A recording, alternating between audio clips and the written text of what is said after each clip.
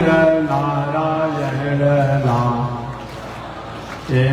श्रीमन नारायण भवतारा लक्ष्मी नारायण नारायण नारायण लक्ष्मी नारायण नारायण आग लगी आकाश में बरसन लगे अंगारो आग लगी आकाश में बरसन लगे संत नहीं होते जग में तो जल मरता संसार हो संत नहीं होते जग में तो जल मरता संसार श्रीमन नारायण नारायण नारायण लक्ष्मी नारायण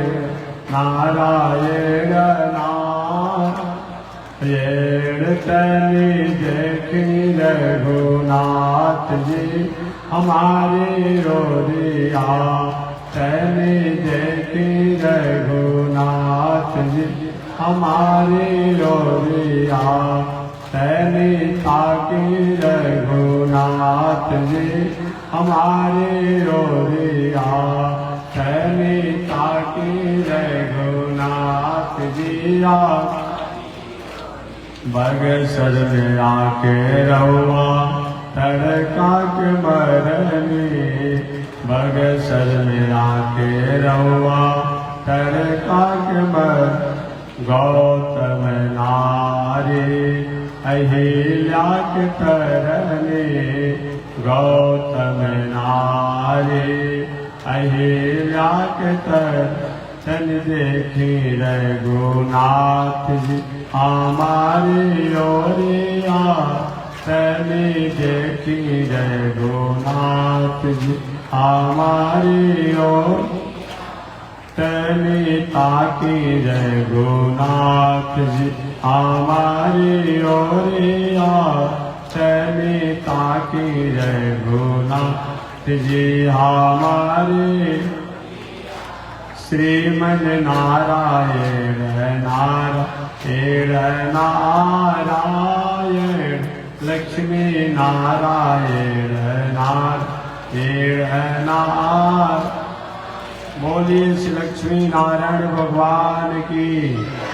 विश्व वंदनाचार्य श्री त्रिदंडी स्वामी जी महाराज की। अनंताचार्य आवाज साफ करिए थोड़ा आवाज साफ करो मॉनिटर में सामने से। अनंताचार्य कृपा बेस कम करिए तो ठीक होगा बेस कम करता टेबल को उठा हुआ। अनंताचार्य कृपया वेदांत द्वयपारगमो रामकृष्णांग्रि सद्भक्तं विश्वक्सेन मुनिं भजे काषायं यज्ञसूत्रं शुचिवपुषि तथा चोर्ध्वपुण्ड्रं च माले यस्यास्ते दक्षहस्ते कलिकुमतिगिरीन्द्रेन्द्रवज्रं त्रिदण्डं संसाराग्नि प्रशान्त्यै प्रीतिजलममलं दारुपात्रं पवित्रम् श्रीविश्वक्सेन सूर्यः पदकमलयुगं श्रेयसे संश्रयामि लक्ष्मीनाथ समारम्भाम् नाथयामुनमध्यमाम्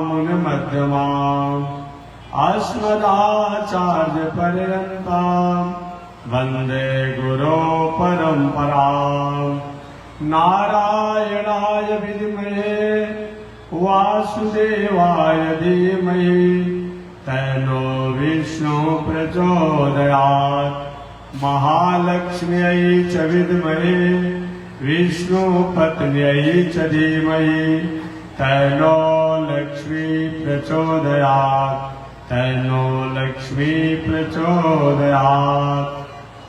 परमाराध्य श्री लक्ष्मी नारायण भगवान नित्य वंदनीय पूज्य गुरुदेव श्री त्रिदंडी स्वामी जी महाराज के युगल चरणों में कोटिशा नमन।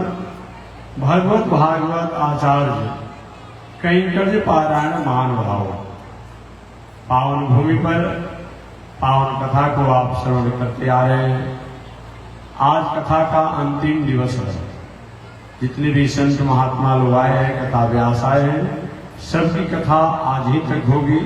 कल केवल हम लोग भगवान की आरती प्रातः काल करेंगे। प्रथम दिन मैंने निवेदन किया था कि कथा का मतलब क्या होता है, कथा कहते किसे हैं। एकाक्षरी कोश के अनुसार कथा शब्दों को परिभाषित किया जाए तो कम सुखम, कम आनंदम, कम सदाचारम, कम सदाहारम, कम परोपकारम, अस्थाप्यति, लाति, गृह्णाति, ददाति इति कथा। कथा वह जीवन का प्रेरणा है। कथा वह जीवन का जीने का पैटर्न है। जिनको सुनने से, जिनको पढ़ने से, जिनको आचरण में लेने से, जिनका चिंतन करने से हमारे जीवन में सुख की प्राप्ति होती है, आनंद की प्राप्ति होती है। सतपथ पर चलने का हमें प्रेरणा प्राप्त होता है और असत्य को त्यागने की मन में भावना होती है। उसका नाम क्या है? कथा है। या जो आत्मा क्या स्वरूप क्या है और परमात्मा का स्वरूप क्या है, जो आत्मा के स्वरूप को बता करके परमात्मा से मिला दे, समझा दे, उनकी तरफ झुका दे, उसका नाम क्या है? कथा है। या कथा का मतलब हमारा शरीर का धर्म क्या है, हमारा शरीर का धर्म क्या है, शरीर का व्यवहार क्या है और आत्मा का व्यवहार क्या है, प्रकृति का व्यवहार क्या है। जो प्रकृति, सृष्टि, समष्टि और आत्मा सबके अलग अलग कर्तव्य और कर्मों का प्रेरणा दे, उसका नाम क्या है? कथा। वेद के अनुसार अगर कथा शब्दों को परिभाषित किया जाए तो प्रथम दिन मैंने निवेदन किया था, यजुर्वेद के माध्यनी शाखा के 40वां अध्याय, प्रसाद लगवाइए, प्रसाद लगवाइए आप। यजुर्वेद के माध्यनी शाखा के 40वां अध्याय के अनुसार खम ब्रह्म, ख का अर्थ ब्रह्म होता है।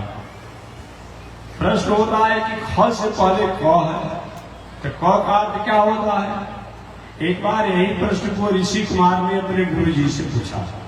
गुरु जी, आपने तो ख का अर्थ ब्रह्म बता दिया, लेकिन क का अर्थ आपने नहीं बताया। गुरुदेव ने कहा कि वत्स जदेव खम तदेव कम। अगर ख का अर्थ यजुर्वेद के माध्यनी शाखा के 40वें अध्याय के अनुसार ब्रह्म होता है तो क का अर्थ भी ब्रह्म होता है। जदेव खम तदेव कम। ख का अर्थ अगर ब्रह्म होता है तो क का अर्थ भी ब्रह्म होता है। तो जो ब्रह्म को जना दे, ब्रह्म को स्वीकार करा दे, ब्रह्म को पहचान करा दे, उसका नाम क्या है? कथा है। जिस कथा में केवल अपनी उपलब्धियों को तो बताया गया हो, जिस कथा में प्रकृति की उपलब्धियों को बताया गया हो, जिस कथा में समष्टि की उपलब्धियों को बताया गया हो, जिस कथा में सृष्टि की उपलब्धियों को बताया गया हो, परंतु जिस कथा में ब्रह्म की उपलब्धि को नहीं बताया गया हो, वो सही माने में कथा नहीं है। यही कारण है कि महर्षि वेदव्यास जी द्वारा 17 पुराणों की रचना करने के बाद भी जब मन में खीनता बनी रही, उदासी बनी रही, व्यास जी तो एक दिन डिप्रेशन में हो गए। आज जब डिप्रेशन में क्यों होते हैं?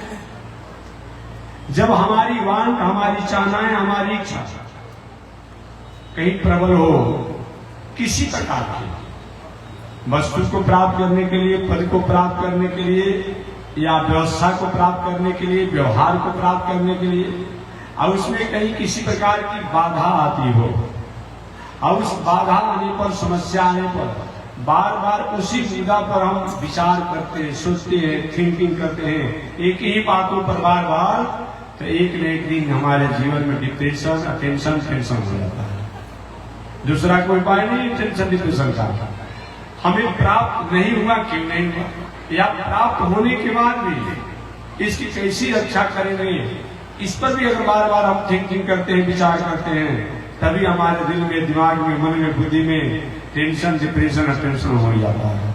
गरीब आदमी को डिप्रेशन, टेंशन, अटेंशन इसलिए है कैसे हमें धन होगा इसके लिए, और अमीर आदमी को, धनी आदमी को टेंशन, डिप्रेशन इसलिए है कि धन तो इतना हो गया, कैसे इसको बचा करके रखा जाए, कैसे इसको रक्षा किया जाएगा, इसलिए वो सोचता है। गरीब धन प्राप्ति के लिए सोचता है, अमीर जो है धन कैसे रक्षा किया जाए इसलिए सोचता है, तो दोनों को डिप्रेशन और टेंशन हो जाता है।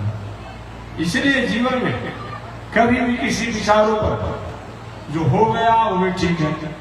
श्रीमद् भगवत गीता में बालकों को बैठाई, माता जी लोग एक कुछ ले पूरा श्रीमद् भगवत गीता में कहीं कहीं लिखा हुआ है क्या आपने लाया था जो आप सोच रहे हैं, क्या आपका चला गया जो आप रो रहे हैं। सही में हमने कुछ भी लेकर नहीं आया था। हम और आप इस संसार में जन्म जब लिए थे तो पता था कौन हमारा मित्र है, कौन हमारा बंधु है, कौन हमारा भाई है, कौन हमारा, कुछ पता था।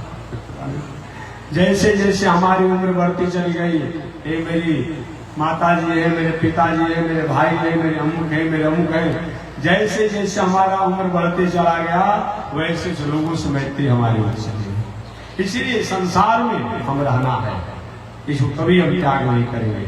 लेकिन एक बात नहीं मानना है कि यह संसार व्यवहार है, संसार व्यवस्था है, संसार व्यवहार है, संसार व्यवस्था है, संसार जो है सिस्टम है, संसार की वस्तुएं जो है वह भी हमारी व्यवस्था और व्यवहार के लिए है। ये मान करके तो हमें उनका उपयोग करना ही है, लेकिन ये हमारा है, इसका त्याग करना यही योग है, यही साधना है। लेकिन यही हमसे नहीं हो पाता है। वस्तु व्यवस्था में रहना ये बंधन नहीं, वस्तु व्यवस्था में रहना ये बंधन नहीं है, वस्तु व्यवस्था को संयमित और सुरक्षित करना ये भी बंधन नहीं है।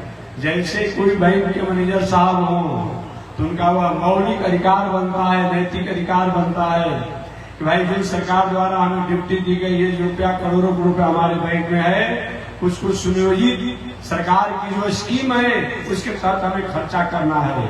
लेकिन वो बैंक रुपया निकालते समय, देते समय और उनको मोह हो जाए, करोड़ रुपया जमा है और मैंने इतना खर्चा कर दिया, तो बंधन हो जाएगा। अब वही कहीं उन्होंने रुपया जो है और उस रुपया को वे कहीं बांट दी अपने अनुसार, तभी दिक्कत है। जो सरकार की जो व्यवस्थाएं हैं उसके अनुसार हमें करना है। तो हम संसार में रहे, संसार की वस्तु में रहे, व्यवहार में रहे, लेकिन मैं ही नहीं हूं, मैं ही नहीं हूं, मेरा नहीं है, ये मान करके और संसार से व्यवहार कीजिए। ये दुनिया में कोई भी व्यवहार से अलग नहीं है और कोई व्यवस्था से अलग नहीं है और हो भी कोई नहीं सकता है। लेकिन बस इतना ही मानना है कि मेरा नहीं है, हमें व्यवस्था करने के लिए दिया गया है, व्यवहार मेरा नहीं है बल्कि हमें आज्ञा हुआ है। ये मान कर संसार में व्यवहार और व्यवस्था में रहते हैं, ये संसार में जीते जी मुक्त है। मन के हारे हार है, मन के जीते जीत, मन ही मिलावट राम से, हम मन ही करत फजे। मन अगर वस्तु व्यवस्थाओं को अपना मान लिया तो बंधन है, अमन लिए मान लिया कि नहीं भगवान का है, समाज का है, समष्टि का है, एक वस्तु का त्याग नहीं करना है। वस्तु में जो हमारी भावनाएं जो बनी हुई है कि मैं हूं और मेरा है, इसी का त्याग करना है।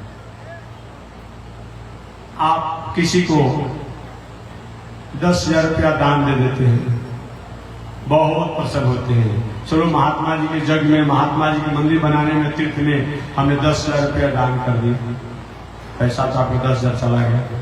अब वहीं के रास्ते में जा रहे हैं और कहीं 10,000 रुपया भुला जाए तो एक महीना नींद नहीं लगता है, कहाँ गिर गया, कैसे गिर गया, कोई आकर तक सूचना नहीं दिया। जब 10,000 रुपया आपको किसी को दे दिया तभी चला गया, लेकिन उसमें प्रसन्नता आपको जब जब याद करती है 10,000 रुपया का, अरे बहुत अच्छा काम हुआ है, जग में हमने दे दिया, महात्मा जी को दे दिया, भंडारा में दे दिया, प्रसन्नता होती है। अब वही जो कहीं गिर गया, किसी ने छीन लिया, तो क्या होता है, बार बार भाई कुछ बताया, अभी तुम नहीं बताया, 10,000 हमारा भूल गया। जबकि दोनों स्थिति में रुपया का त्याग ही हुआ है। भूल गया तभी त्याग हुआ, या आपने दान दे दिया तभी त्याग हुआ। लेकिन एक जो है हमने भीतर मन मान लिया कि नहीं, हमने जो दिया है ठीक जगह को दिया है और अच्छे लोगों को दिया है, तो मन में प्रसन्नता होती है। एक बोले कि नहीं मेरा 10,000 रुपया भूल गया है कि छिल गया है, मन में उदासी रहती है।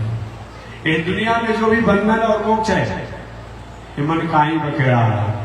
केवल दुनिया के लोगों के दुखों से हम अगर दुखी होते, आप चले जाइए बनारस हॉस्पिटल में, बीएचयू में, हजारों रोगी जो है बेड पर पड़े हुए हैं। कभी आपको दुख होता है? नहीं होता। अब उसमें अपना कोई व्यक्ति अगर हो, उसको देखने चले जाइए, उस दुख से हम दुखी हो जाते हैं। इसलिए मैं मन के हारे हार है, मन के जीते जीत, मन ही मिलावत राम से, मन ही करते फजीत है। ये मन ही जो है, श्रीमद् भगवत गीता में भी भगवान श्री कृष्ण ने कहा, मन एव मनुष्याणाम कारणम बंधन मोक्षयो। मन ही जो है बंधन और मोक्ष का कारण है। ऐसा विचार कर हमें संसार में, संसार की वस्तु व्यवहार में रहना है। लेकिन संसार और संसार का वस्तु व्यवस्था मेरा ही है, ये नहीं मानना है। ये मानना है ये परमात्मा का है, इसका व्यवस्था करना हमारा अधिकार होता है। बस यही संत महात्मा करते हैं, और को नहीं होता है। संत में और सामान्य व्यक्ति में कोई बहुत अंतर नहीं है। सभी दिनचर्या आप ही जैसी होती है, यही बस अंतर है। महात्मा लाखों रुपया कहीं लुटा दिया, आनंद आनंद है, और कहीं लाखों रुपया कहीं कुछ भूल गया, चलो भाई परमात्मा को ही मंजूर है, यही बस होता है। तो मैं निवेदन करना चाह रहा था, कथा का मतलब क्या होता है? यजुर्वेद के माध्यमिक शाखा के 40वें अध्याय के अनुसार जिन शब्दों को सुनने से, जिन वाक्यों को सुनने से हमारे दिल में दिमाग का है कथा। चाहे कैसी भी हमारी परिस्थिति हो, उन परिस्थितियों में अगर हम परमात्मा की कथा सुनते हैं, उनको याद करते हैं, तो कहीं के जीवन का समाधान होता है। आर्ता विषणा शिथिला शवेता घोरे सुव्या दिशु वर्तमाना संकीर्तनारा ईण शब्द मात्र विमुक्त दुखा सुखिनो भवन्तु। आर्ता विषणा, आर्त स्थिति में भी अगर भगवान को जाना जाए, कथा सुना जाए, उनके प्रति समर्पण की भावना होती है, तो निश्चित रूप में मंगल होता है। आर्त भक्त कौन? गजेंद्र। कल मैंने बताया था कि गजेंद्र आर्त भक्त है। पहले तो गजेंद्र को अपने पत्नी पर, अपने परिवार पर, अपने पुत्रों पर भरोसा था, लेकिन सब लोगों ने कहा पिताजी आप तो ग्राह के चंगुल में फंसे हुए हैं, बहुत दिनों से आपने भोजन नहीं किया है, हम लोग भी आप ही के लिए भोजन नहीं किए हैं, अब हम लोग से बर्दाश्त नहीं होगा, आप तो जा ही रहे हैं, लेकिन हम लोग अब लौट रहे हैं। पत्नी भी छोड़ दिया, बेटा भी छोड़ दिए संग को। अंत में गजेंद्र ने कहा ब्रह्मा देवो भोसुरा, हे ब्रह्मा जी आप मेरी क्या रक्षा नहीं करेंगे? आपका नाम पितामह है। ब्रह्मा जी विचार करे थे कहां से आवाज आया है कि ब्रह्मा जी को 4 सिर है। जो भी व्यक्ति संकट में होता है, किसी एक व्यक्ति पर विश्वास उसको नहीं होता है। और गजेंद्र का हो सकता है ब्रह्मा जी बूढ़े हो गए हो, सहायता करने में अपने को असमर्थ मानते हो, क्या कि हे शंकर जी आप मेरी रक्षा करें।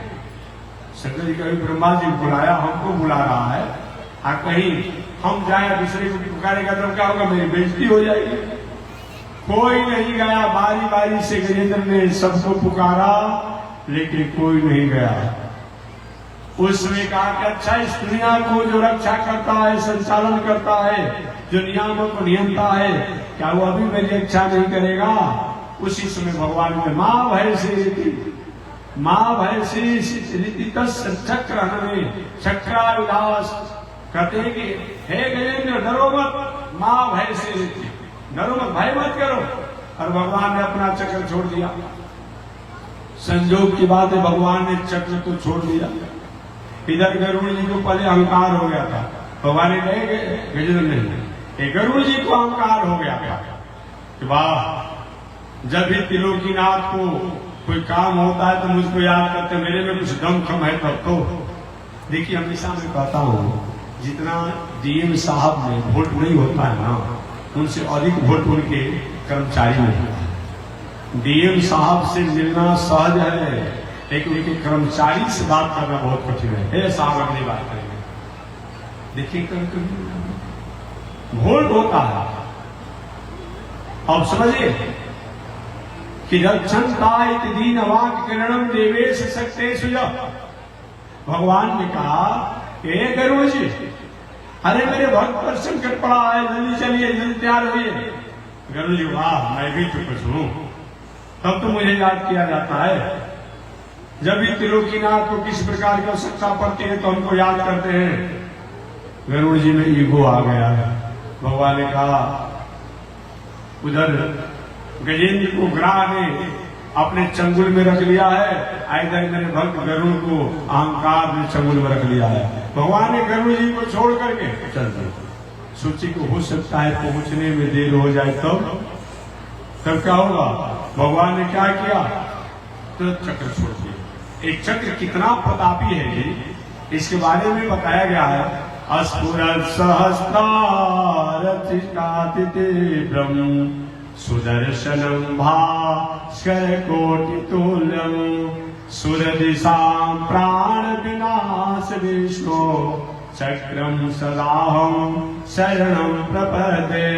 अस्फुरत् सहस्रारचिकातिते सुदर्शनम भास्कर कोटितुल्यम।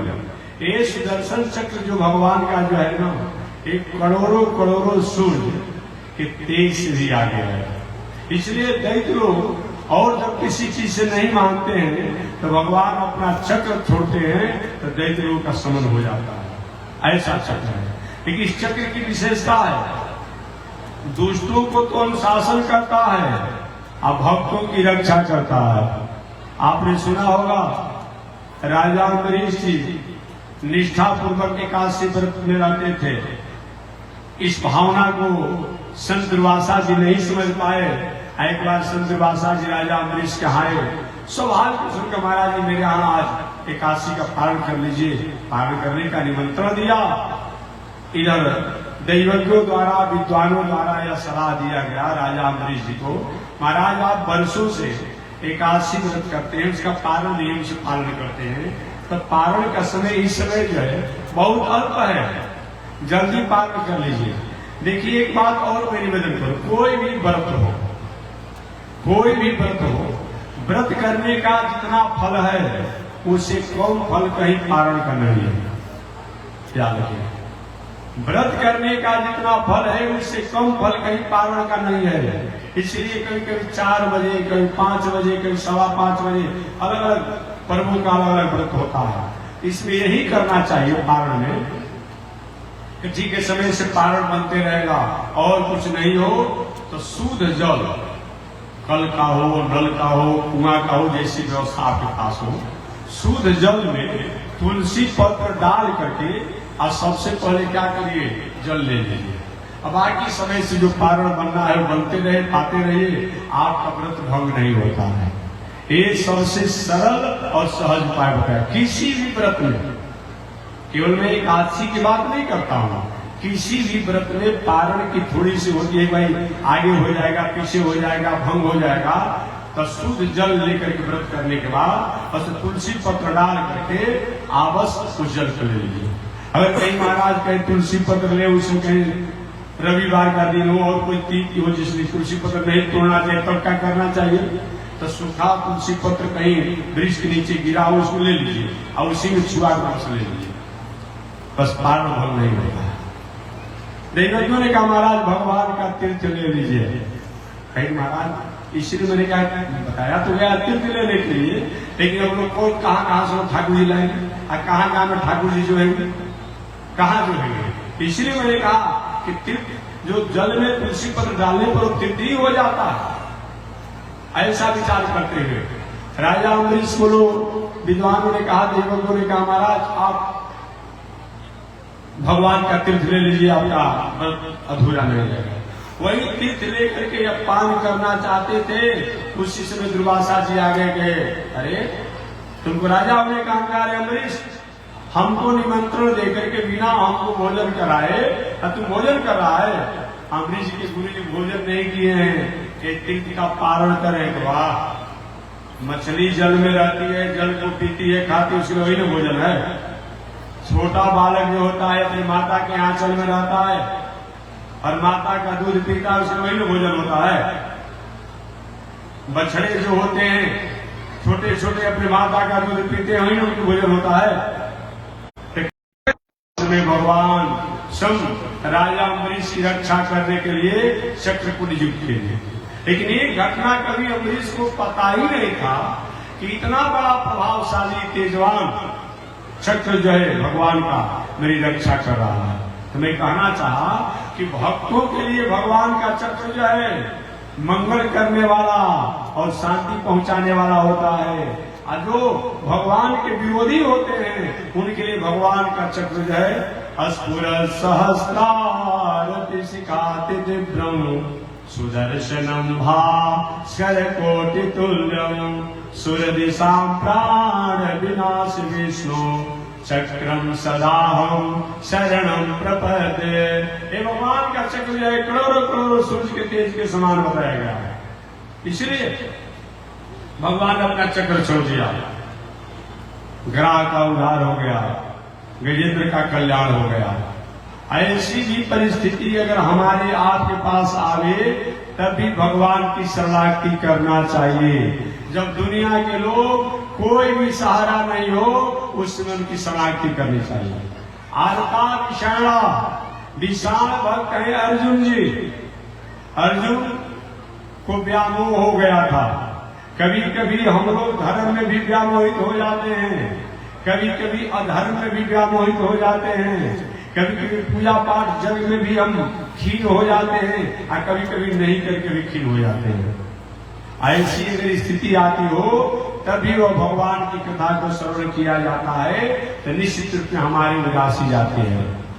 जो अर्जुन महाभारत संग्राम के समय सबको आहूत किए थे, निमंत्रण दिए थे, अब वही अर्जुन भगवान को रहना देने लगे, हे गोविंद आपका नाम अरिसूदन है, आपका नाम मधुसूदन है, आप शत्रुओं को नाश करते हैं, दुष्टों को नाश करते हैं, हमको अपने ही कुल खानदान के लोगों को मारने को कहते हैं। नहीं दिजोत से गोविंद, हे गोविंद मैं युद्ध नहीं करूंगा। आप कहे नहीं, कुछ लोग कहते हमें काम नहीं करेगा, कर देता।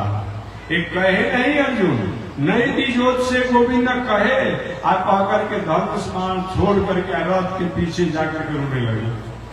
भगवान ने क्या कर, भगवान ने डांटा सबसे पहले, अर्जुन नपुंसक जैसा काम करो, नपुंसक जैसा व्यवहार मत करो। और भगवान ने गीता का उपदेश दिया, और वही गीता का जब उपदेश दिया तो वही अर्जुन कहते हैं नष्टो मोह, महाराज मेरा मोह नष्ट हो गया और स्मृति लब्धा, और मैंने अपने स्वरूप को बचना तो महाराज अब आपकी मैं आज्ञा को पालन करूंगा। तो ऐसी भी परिस्थिति अगर हमारे जीवन में आती हो, क्या करें क्या नहीं करें, ऐसा जीवन में आता हो तभी भगवान की कथाओं को बार बार सुनना चाहिए। एक न एक दिन जीवन में हमें कहीं न कहीं ज्ञान प्राप्त होता है, प्रशस्त मार्गों पर चलने का हमें प्रेरणा प्राप्त होता है। आरता विषणा शिथिला सभेता, शिथिल अवस्था में, शिथिल भक्त कौन है? द्रौपदी जी, ये शिथिल भक्त है। हालांकि हमारे आपके द्वारा कभी कभी छोटी भी गलतियां बड़े विस्फोटक बन जाता है। द्रौपदी द्वारा काश अगर छोटी भूल नहीं की गई होती ऐसी परिस्थिति नहीं आती जो परिस्थिति पांडवों के जीवन में आया है। पांडवों के जीवन में जो विषम परिस्थितियां आई उसका एकमात्र कारण है द्रौपदी जी। आप महाभारत में कथा सुने होंगे, हालांकि अभी तो पढ़ने वाले लिखने वाले महाभारत में कथा आती है, मैं एक संक्षिप्त बस 5 मिनट पूरे महाभारत को सारांश के जरूर कर दूं। पांडु जी धृतराष्ट्र के छोटे भाई थे। वस्तुतः धृतराष्ट्र को ही हस्तिनापुर का राजा बनने का अधिकार था। दैवज्ञों द्वारा, विद्वानों द्वारा, मंत्रियों द्वारा यह सलाह हुआ कि कोई भी बहुत बड़ा पद हो, वरिष्ठ पद हो, उच्च पद हो, उस पर किसी प्रकार के राष्ट्रद्रोही हो, धर्मद्रोही हो, संस्कार संस्कृति द्रोही हो, कोई अंग से कहीं खंडित व्यक्ति हो, दिमाग से कमजोर व्यक्ति हो, उसको पद पर बैठने का अधिकार नहीं है। ऐसा राजनीति है, ये धर्म नीति है, ये समाज नीति है, ये लोक नीति है। ऐसा चाह करके चाहिए, चाहे कितना भी पहले का विद्वान हो, धनवान हो, वैभवान हो, ऐश्वर्यवान हो, समय से उचित अधिकारी को उचित अधिकार दे देना चाहिए। धृतराष्ट्र जी में कोई अवगुण नहीं था, लेकिन जन्म से ही जन्मान थे। इसलिए मंत्रियों की सलाह पर परंपरा के अनुसार राजनीति, धर्म नीति, कूटनीति, लोकनीति, समाज नीति का आदर करते हुए धृतराष्ट्र जी को बड़ा भाई होने पर भी राजा नहीं बनाया गया। लेकिन ये कहा गया कि भले राजा नहीं बने हैं, लेकिन राजा जैसा ही इनका आदर होना चाहिए। पांडु जी को राजा बनाया गया। पांडु जी राजकाज की व्यवस्था करने लगे। पांडु जी के छोटे भाई विदुर जी थे। भले ही दासी पुत्र थे, लेकिन छोटे भाई थे, नीतिज्ञ थे। इस प्रकार पांडु जी 3 भाई। पांडु जी के बड़े भाई का नाम धृतराष्ट्र, पांडु जी सब बीच वाले हो गए, और उनके छोटे विदुर जी महाराज हुए। धृतराष्ट्र के 100 पुत्र, पांडु जी के कोई पुत्र नहीं हुआ बहुत समय तक। पुनः पांडु जी ने दूसरा विवाह किया कुंती के अलावा माद्री के साथ। वैवाहिक मर्यादा के रस्म बीतते गए, समय से संतान नहीं हुआ। एक बार संत महात्माओं ने कहा कि चल करके संत महात्माओं का आशीर्वाद लिया जाए। पांडु जी अपने पत्नियों के साथ, अपने मंत्रियों के साथ, अपने सेवकों के साथ संतों के आश्रम पर गए और वहीं अपना डेरा शिविर डाल दिए। देखिए, जितना दिन रहिए संत के यहाँ, महात्मा के यहाँ, तीर्थ में, व्रत में, मंदिर में संयम रहिए, सुरक्षित रहिए, स्वच्छ रहिए। अन्य क्षेत्रे कृतम पापम तीर्थ क्षेत्रे विनश्यते, तीर्थ क्षेत्रे कृतम पापम वज्रलेपो होती। हमारे आपके द्वारा जान अनजान में त्रुटियां होती है, वो तीर्थ क्षेत्र में संत महात्मा के जाने से मार्जन होता है, और वहां कोई त्रुटियां हो जाती है तो उसका दंड भोगना पड़ता है। पांडु जी संतों के आश्रम पर रहे, अच्छी बात है, लेकिन पांडु जी द्वारा एक गलती हो गई। एक दिन घूम रहे थे ऋषियों के आश्रम से कुछ दूर हट करके, अचानक उन्होंने एक घटना देखा। वो घटना तो बस तो मृगा और मृगी का था। वो मृगा मृगी दूसरे कोई नहीं थे। ऋषि सब अपने वंश विस्तार की इच्छा किए।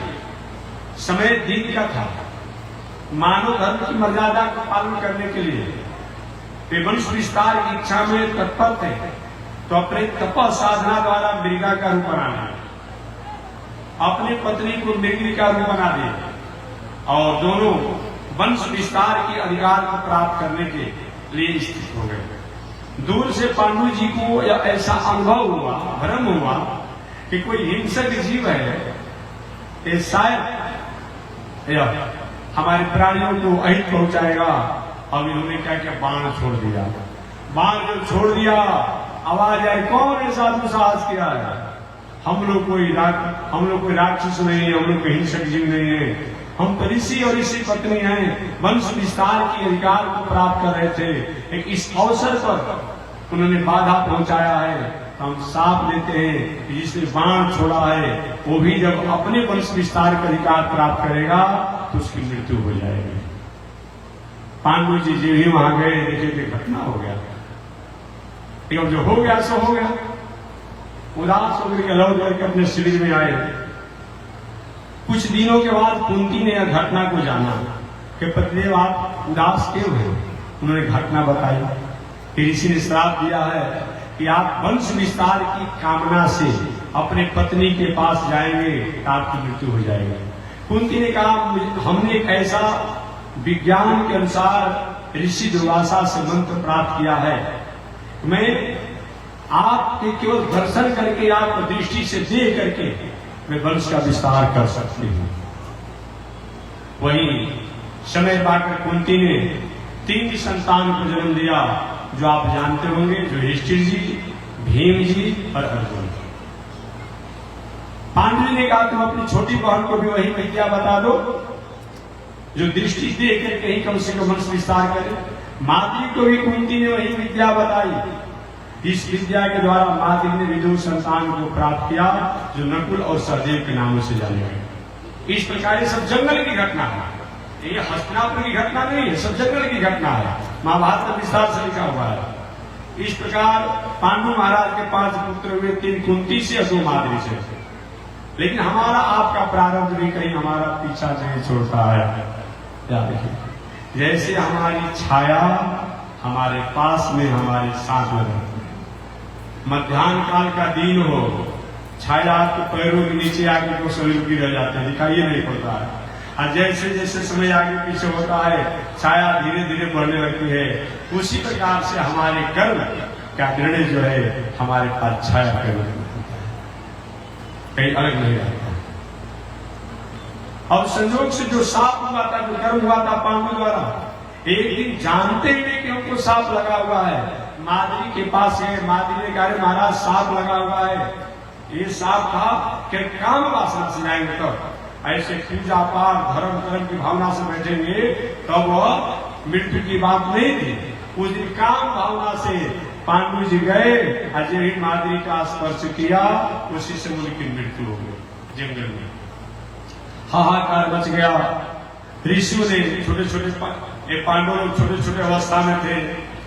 ऋषियों ने पांडु जी का संस्कार किया और 5 पांडवों को, कुंती को, माद्री को लेकर हस्तिनापुर में गए। ऋषियों ने कहा कि हम साक्षी हैं, हम गवाह हैं, हम देवताओं का साक्षी लेते हैं, हम ऋषि होने की तपस्या का साक्षी लेते हैं कि पांडु जी के ही 5 पांडव पुत्र हैं। तब हस्तिनापुर में 5 पांडव रहने लगे। एक दिन शकुनी ने विचार किया कि अभी तक पांडु जी हस्तिनापुर के राजा थे और पांडु के पुत्र पांडु होंगे, ये राजा बनेंगे, उनके पुत्र उनके राजा बनेंगे, तो मेरा भगना का क्या होगा, मेरा भांजा का क्या होगा। एक दिन दुर्योधन को भड़काया शकुनी ने, भांजे ठीक है तुम्हारे पिता जन्मान थे, तुम तो जन्मान हो नहीं, अब पांडु राजा थे, पांडु के पुत्र राजा होंगे, फिर तुम्हारा क्या होगा, क्या करना चाहिए मामा जी। पूछा दुर्योधन ने कि कुछ षड्यंत्र करो। वही षड्यंत्र उस दुर्योधन द्वारा उन पांडवों को मिश्रित लड्डू खिलाया गया, सर्पों से डसवाया गया। माने जितना मारने का उपक्रम होता है उन सभी प्रकार के उपक्रमों को किया गया दुर्योधन द्वारा। लेकिन पांडव लोग किसी न किसी प्रकार से लाह का घर बनाया गया। लाह समझते, रबड़ का घर, लाह का घर बनाया गया। आदेश हुआ धृतराष्ट्र का किसी ने आप लोग का रहना है, और जिन्हीं पांडव प्रवेश के पीछे से आग लगा दिया गया। कि उस लाह के घर में छोटा सा द्वार था, जो पहले ही विदुर जी बता दिए थे, बेटा तुम लोग को मारने के लिए, षड्यंत्र करने के लिए लाह का घर बनाया गया है, न कि रहने के लिए। आगे विदुर जी ने कहा था बेटा एक साथ 3 चीज जा रहा हो, धन भी जा रहा हो, पद भी जा रहा हो, प्रतिष्ठा भी जा रहा हो और जीवन भी जा रहा हो, तो सबसे श्रेष्ठ व्यक्ति का कर्तव्य होता है कि अपने प्राण की रक्षा करना। बाद में मिलते रहेगा। एक सब चारों एक साथ जा रहा हो, धन पद प्रतिष्ठा प्राण, ये सब एक साथ जा रहा हो, तो सबसे पहले प्राण की रक्षा करना चाहिए। अभी तुम लोग निकल जाओ यहां से।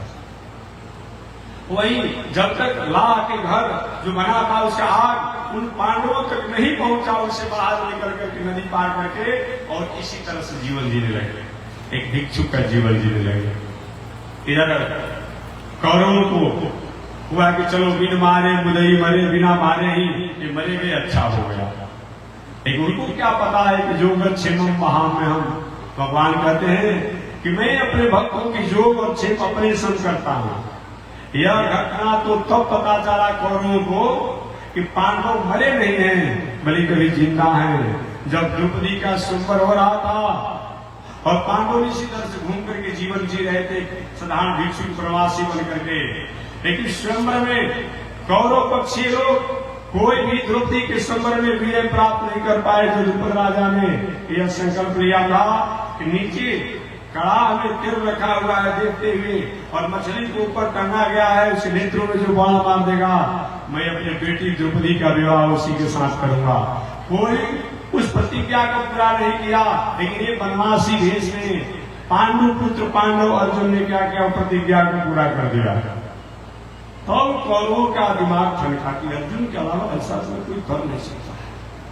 फिर आपस में भीष्माचार्य करते हैं, द्रोणाचार्य करते हैं, कृपाचार्य, अरे अर्जुन पांडव बच्चे कहाँ हैं, कोई दूसरा ही नहीं सकता है, उन्होंने दला घर में जल करके मर गए हैं, पुनः कहने ऐसा तो दूसरा कोई कर नहीं सकता। आपस में संकल्प विकल्प करते हैं। इधर द्रौपदी को स्वयंवर में विजय प्राप्त करके और पांडवों को लेकर जा रहे थे।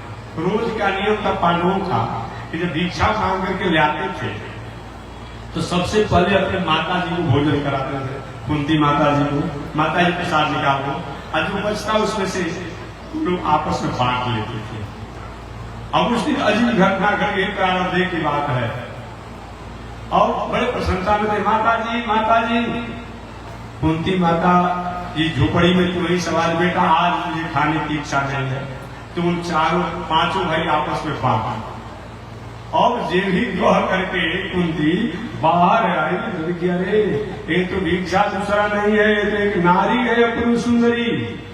लेकिन वो तो पसंद दे दिया कि आपस में पांचों बांट लो और पांचों बांटने का माता ने जो आज्ञा दे दिया है कि पांचों बांट लो, तो भले ही अर्जुन ही द्रौपदी को प्राप्त किए हैं लेकिन पांचों की ये पत्नी रहेगी। एक परिस्थितियां हो, कई तो लोग पूछते रहते हैं हमसे और भी संतोषी महात्मा जी ये बताइए, आज कहीं कोई नारी अपने पति के अलावा दूसरे से थोड़ा सा हास्य परिहास कर दे तो लोग उसको आदर नहीं देते हैं कि भाई इसका स्वभाव ठीक नहीं है। अब द्रौपदी पांचों पांडवों की पत्नी थी और आपके धर्म शास्त्र में द्रौपदी को नाम को लेने को बताया गया है कि सुबह सुबह जाकर के द्रौपदी के नामों को लेने से पुण्य होता है। किसी के साथ कोई परिस्थिति हो तो व्यक्ति के साथ ही लागू होता है, वो सबके साथ नियम लागू नहीं होगा। अब किसी को लीवर किडनी हार्ट का ऑपरेशन हुआ हो, हमेशा मैं कहता हूँ एक पाइप लगाया गया है पेशाब नली में, एक पाइप लगाया गया पैखाना नली में, एक पाइप लगाया गया है नाक में, एक पाइप लगाया गया मुंह में, और एक के साथ भोजन भी चल रहा है और सुई भी लगाया गया कि चल रहा है। इधर भोजन भी हो रहा है पाइप से, शंका भी गिर रहा है, पैखाना भी गिर रहा है। वो परिस्थिति है ना। और जब किसी व्यक्ति का वो रोग ठीक हो जाए, ऑपरेशन होने के बाद रोग ठीक हो जाए और घर पर आए, उनकी पत्नी या परिवार को कहें थोड़ा स्नान करके भोजन करिए, वाह क्या बात करते हो। एक महीना तक हॉस्पिटल में रहे, एक ही साथ लवसन का पैखाना भोजन करते थे, चलो ले चलते और शौचालय में भोजन दो, अच्छा लगेगा क्या? हम वहां पर तीनों एक साथ करते थे। वो परिस्थितियां थी इसीलिए मुसलमान रहे। अगर ऐसा कोई आपने कथा सुना हो, ऐसा कोई बात हो, वो परिस्थिति है, वो नियम नहीं होता है। लेकिन लोग क्या करते, उसी को नियम बना देते। दूसरी बात मैं प्रसंग आई क्या निवेदन कर दो, इसलिए द्रौपदी जो है पांचों पांडवों की पत्नी कहलाई। एक बार नारद जी आए और नारद जी ने कहे पांडवों होश है, होश खो दिए हो तुम लोग। महाराज जी क्या बात करते हैं, कैसा होश? अरे होश की बात इसलिए मैं कर रहा हूं, ये पांच पांडव हो और द्रौपदी को तुम अपनी पत्नी की मर्यादा अधिकार प्राप्त करना चाहते हो। एक समय का निर्धारण करो, वही एक एक वर्ष का समय निर्धारण कर दिया गया। और नारद जी ने सुन उपसुन की कथा सुना दिया। महाभारत में भी कथा आती है, वाल्मीकि रामायण में भी आती है। सुन उपसुन इतने बड़े प्रतापी प्रभावशाली राक्षस थे कि देवताओं को सिर लड़ा करके ऋषियों को मार डालते थे। देवता ऋषि सब लोग परेशान थे, सब लोग गए ब्रह्मा जी के पास बाबा आपने सुन राक्षस को या भी एक कैमूर पहाड़ी पर आता था सुन बाबा आपने ऐसा वरदान दे दिया सुन राक्षस को जो कि किसी को समझता ही नहीं, मार डालता है। ब्रह्मा जैसा मैं उपाय करता हूँ। ब्रह्मा जी ने एक तिलोत्तमा नाम की अप्सरा को प्रकट किया, तो कहा बेटी जाकर सुन आपस में भेद पैदा करो। देखिए एक बात मैं कहूँ, आप 10 भाई हैं, 50 सवाल है, थोड़ा बड़ा खटपट होता भी होगा तो एक दो उन्हें बोला चल नहीं चलेगा, लेकिन ये माताओं में थोड़ा सा खटपट हो जाए तो बिना बटलोही अलग हो गया, बिना चूल्हा अलग हो गया, काम नहीं चलता। लेकिन नहीं जब तक बंटवारा नहीं हो जाएगा, भोजन अलग नहीं बनेगा, तब तक कुछ नहीं करूँगा, बंटवारा करना पड़ता है। देखिए कहीं भी घर में बंटवारा जो होता है पुरुष झगड़ा तो होता है क्या, 2-2 वर्षों तक, 4-4 वर्षों तक, 5 वर्षों तक भले बोलाचाली नहीं रहेगा आपस में किसी का बात को लेकर के, लेकिन बंटवारा नहीं होगा। इनकी जब अपने आप में जब चलती है ना तो 6 महीना 3 महीने बंटवारा करा देगी। घर की हाल है जी, ये थोड़ी मैं कथा क्यों कहता हूँ, देख लीजिएगा जहां जहां बंटवारा होता है इन्हीं देवियों का होता है। ये सब काम इनको बर्दाश्त होता है, लेकिन एक काम इनको अच्छा नहीं लगता। तो सुन और उपसुन दोनों भाई में बहुत प्रेम था। ब्रह्मा जी ने तिलोत्तमा नाम की अप्सरा को विदा किया, कहा बेटी जाओ, और दोनों राक्षस ने आपस में भेद पैदा कर दिया। अब तिलोत्तमा अप्सरा गई, जाकर सबसे पहले सुन से कहा, सुन राक्षस से, महाराज मैं आपकी पत्नी बनना चाहती हूँ, विवाह करना चाहती हूँ। आपकी बन जाओ, मैं चाहता था विवाह कर। उपसुन क्या कि नहीं मेरी पत्नी बनेगी और सुन की सेवा होगी। सुन नहीं मेरी पत्नी बनेगी, तुम सेवा करोगे। तिलोत्तमा ने कहा महाराज आपस में दोनों भाई तय कर लीजिए, किसी में पत्नी रहूंगा, कौन सेवा करेगा। सुन कहा मेरी पत्नी बनोगी, सुन कहा मेरी पत्नी बनोगी, और दोनों आपस में टकरार की और आपस में लड़ के मर के समाप्त हो गए। वही नारद जी घटना बताए, पांडवों सुन में आपसे इतना प्रेम था, लेकिन तिलोत्तमा अप्सरा के कारण दोनों भाई आपस में कट करके मर गए। इसलिए तुम लोग भी एक मर्यादा को पालन करो, नहीं तो तुम्हारी भी हाल वही होगी। नारद जी की बातों को मान लिया लोगों ने। चलिए मैं प्रसंग पर चलता हूँ घड़ी के टाइम देखते हुए, तो मैं निवेदन करना चाहा कि इस प्रकार से द्रौपदी को जब प्राप्त कर लिए 5 पांडव लोग, तो द्रुपद राजा ने एक दिन हस्तिनापुर में समाचार दिया कराया, मेरे दामाद पांडव लोग बल में कमजोर नहीं है, बुद्धि में कमजोर नहीं है, ऐश्वर्य में कमजोर नहीं है, लेकिन शिष्ट है, अनुशासन में रहने वाले हैं। वास्तव मेरे दामाद के पिता राजा थे, तो हस्तिनापुर का राज तो इन्हीं का होना चाहिए। लेकिन अगर आप नहीं देना चाहते हैं तो राज को 2 भागों में बांट दिया जाए, अन्यथा बहुत बुरा होगा। द्रुपद राजा ने सूचना दिया कर बहुत बुरा होगा। उसी समय हस्तिनापुर को 2 भागों में राज को बांट दिया गया। एक भाग तो हस्तिनापुर हो गया और दूसरा भाग जो है जिसको हम लोग दिल्ली कहते हैं, इंद्रप्रस्थ हो गया। जैसे घर में एगो मकान हो, एगो खंडहर हो, तो किसी भाई को फीता मकान मिल जाता है और किसी को खंडहर मिल जाता है। तो जो भाई को खंडहर मिला, जो खड़ी जिसको अपनी भाषा में कहते हैं, दलान जिसको कहते हैं, और उसको अपना घर जो पहले का मकान किया उसे अच्छा बना लेता है।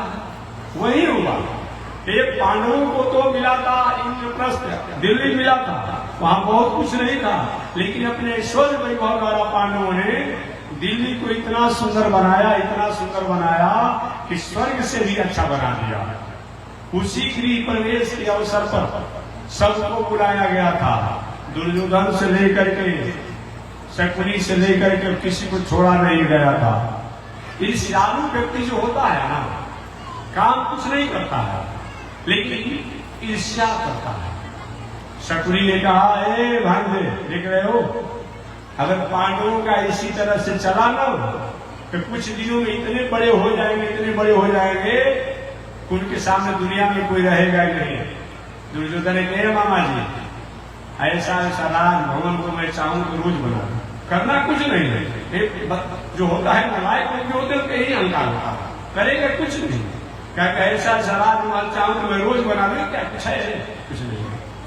अब उस राजमहल की ऐसी विशेषता थी कि अहंकार लेकर के कोई व्यक्ति अगर कोई घुसेगा तो कहीं वो भ्रम में फंस जाएगा। आज बहुत ऐसे तकनीकी हो गया है कि कहीं आप कुछ देखते हैं ना, ये जंतर आ गया है जो आप लोग सेवन करते हैं। अभी नहीं कहेंगे, नाराज हो जाएंगे, जाने का समय है तो नहीं सोचते हैं याद दिलाना आप लोगों को। याद हो ही गया होगा, घर घर में जो होम डिलीवरी चल रही है, बात समझ में आ गई होगी। एक जो है अभी तो ऐसा मशीन चल गया है कि कोई पान किया है और कहीं मुंह में लगाया तो बता दे कितना परसेंटेज है, बता दे रहा है ना जी। और समझिए जड़ जो है चेतन के गुणों को बता देता है। हम चेतन अपना गुण को भूल गए। ये जड़ जो है क्या करता है, चेतन के गुण और गुण को बता देता है कि भाई आप ठीक ठाक है कि इधर उधर है, लेकिन हम चेतन अपने गुणों को भूले हुए हैं। कितनी बड़ी आश्चर्य की बात है। और उसमें शायद कोई अहंकार लेकर जाएगा तो भ्रम हो जाएगा। दुर्योधन अहंकार ले गया और यही राजमहल में प्रवेश किया तो प्रवेश करते सबसे पहले किवाड़ बंद था, लेकिन ऐसा कारीगरी किया गया था अनेक प्रकार के पन्ना पुखराज बड़ियों का कि अनुभव हुआ कि किवाड़ खुला है। तो अहंकार से था तो आप जा रहा था सिर तान करके किवाड़ को बंद, मालूम पड़ा था बंद है। और क्या क्या धोखा खाया था तो क्या क्या हाथ से नहीं और पैरों से लात मारा कि किवाड़ को लात खोल दे। बस तो किवाड़ तो खुला था, कारीगरी ऐसा था कि मालूम पड़ा कि बंद है और जाकर आगे गिर गए, दुर्घटना हो गई। वहां भी लोगों ने हंसा। आगे जब बढ़ा तो आगे बढ़ने के बाद इतना सुंदर हर्ष पर मड़ियों का कारीगरी किया गया था कि मालूम पड़ रहा था कि सुंदर निर्मल जल है और इसमें सुंदर पंछी कलरव कर रहे हैं, सुंदर कमल का फूल खिला हुआ है। और जो ही आगे बढ़ा बसता तो वो क्या था, फर्श था, लेकिन सुंदर सरोवर का अपने आप दिखाई पड़ा था। अच्छे आदमी को कहना कहेंगे तो हंस करके रह जाएगा। इसलिए सत्यम प्रिया, सत्य बोलना चाहिए, नौ प्रिया सत्य बोलना। ऐसा सत्य मत बोलिए जो अप्रिय हो। ये धर्म सनातन, जिससे राष्ट्र का, समाज का, संस्कृति का, प्राणियों का अहित हो जाए, ऐसा सत्य मत बोलिए। ये सत्य से समाज का, राष्ट्र का, संस्कृति का, प्रकृति का, समष्टि का मंगल हो, वो संहार करके सत्य बोलिए। इसलिए हमारे नीतिकारों ने कहा सत्यम ब्रियात, सत्य बोलना चाहिए, नौ प्रियात सत अप्रियम, ऐसा सत्य मत बोलिए जो अप्रिय हो। इस धर्म सनातन, यही सनातन धर्म है। द्रौपदी अगर नहीं भी कही होती तब भी काम चल सकता था, लेकिन द्रौपदी ने कहा अंधा का लड़का अंधा ही होता है। सब लोगों ने ताली बजा दिया, भीम दादा जोर से ठहाका लगा दिए। दुर्योधन लज्जित हुआ और लज्जित होने के बाद उसी दिन ठान लिया कि द्रौपदी को वस्त्राभाव में निर्वस्त्र अपने जंघे पर बैठा करके अब बेइज्जत नहीं किया तो मेरा नाम भी दुर्योधन नहीं। वही संकल्प, वही आप था और आगे जानते हुए जुआ का उपकरण बनाया गया और जुआ में हार गए पांडव। और हारने के बाद प्रथम बार सारे गांव पर पांडवों ने अपना राज से लेके, अपनी पत्नी से लेकर के, वनवास से लेकर के सब कुछ हार गए। द्रौपदी के वस्त्रों को खींचा जा रहा था। द्रौपदी आवाज लगा रही थी, भो कृष्णाच्युत भो कृपालय हरे, भो पांडवा नाम सखे क्वासी क्वासी सियुधनाद पैताम। पहले तो द्रौपदी को अपने भुजा का बल था, पंचाल नरेश की बेटी थी, पंजाब की रहने वाली थी, थोड़ा हाथा करना शरीर भी था कि क्या बिगाड़ लेगा मेरा दुर्योधन, लेकिन बेचारी नारी है, कर ही क्या सकती है। कुछ देरों के बाद जब अपना भुजा कमजोर हो गया तो अपने दादाजी को पुकारी, भीष्माचार्य गुरु जी को पुकारी, बारी बारी सबको पुकारा, अरे अपने पतिदेव को पुकारा, कोई नहीं। जब पुकारती से नीचे कर देते। जब व्यक्ति किसी प्रकार की नैतिकता से डाउन हो जाता है, लो हो जाता है, तो उसका मोरल डाउन हो जाता है। व्यक्ति का मोरल ही तो सब कुछ होता है। व्यक्ति के पास अगर आत्म न हो, मोरल न हो, क्या मतलब होता है जी? कोई मतलब नहीं होता है। व्यक्ति तो सब, अरे पहलवान व्यक्ति हो, एक बहुत बड़ा वैभवशाली आदमी हो, वो भी भोजन करता है, एक समान व्यक्ति भोजन करता है। इसलिए हमारे पास नैतिकता होना चाहिए। जिसके पास नैतिकता है उसके पास सब संपत्ति है, जिसके पास नैतिकता नहीं है, सब कुछ होने के बाद भी उसके पास कुछ नहीं है। कोई नहीं बोला। अंत में द्रौपदी ने कहा, भो कृष्णार्जुन भो कृपालय हरे, भो पांडवा नाम सके, क्वासी क्वासी सुयोधना हृदयताम। हे कृष्ण, हे अच्युत, हे गोविंद, आप मेरी रक्षा करें। भगवान ने उसी समय द्रौपदी को रक्षा करने के लिए वस्त्रावतार धारण किया और द्रौपदी की रक्षा किया। अब द्रौपदी नहीं समझ पाई कि सही में हम साड़ी पहने हैं कि साड़ी के बीच में। आप अपने घर में स्त्रियों को वस्त्र देते हैं, आपको पता नहीं है कितना गज का कितना मीटर का देते हैं? क्या पंडों को पता नहीं होगा? भगवान देते हैं लेकिन दिखा करके नहीं देते हैं। भगवान लेते हैं लेकिन दिखा करके नहीं लेते हैं। देते हुए नहीं देखा गया लेकिन जो मिला उसको देखा गया।